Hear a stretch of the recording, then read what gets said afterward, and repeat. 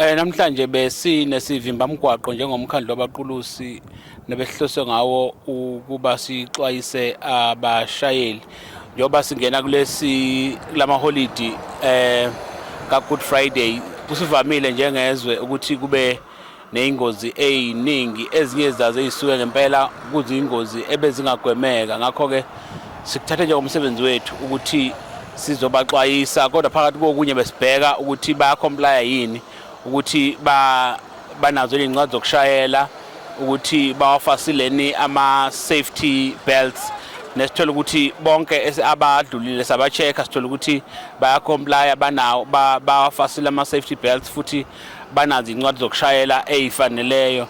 Sibeke nathi-ke sesibanikeza ama-pamphlets okuba fisela ama-holiday amahle. Kodwa okunye ebese kubalula kakhulu kubo ukuthi baqaphele ukuthi ngale kokuba abashayeli kodwa kubuye kube nabantu abahamba ngeenyawo, okufuneke uma ushayela ubuye ubaqaphele, ngoba uma sekube nengozi la wena njengomshayeli oshayise umuntu ohamba ngeenyawo, kuba uwe kakhulu othathwa njengomuntu obe necala, kungakhathalekile ukuthi ubehamba ngeenyawo naye ubengayiphethe kahle. Siyacela ukuba baqhubeke njalo abashayeli nalapho singababonanga ukuba behlise ijubane, ikakhulukazi nangenxa yesimo sezulu esikhona.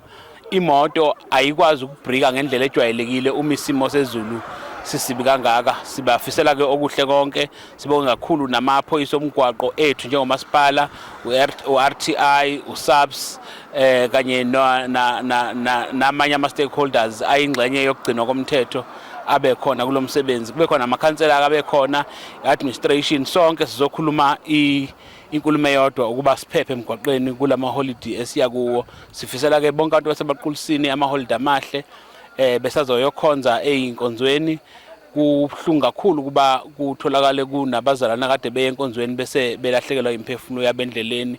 Nathi sizobe sihleli la emsebenzini esizobe sisebenza khona, siqhubeke futhi siqinisekise ukuthi imithetho wokushayela uyagcinwa. Awuphuzi bese ushayela.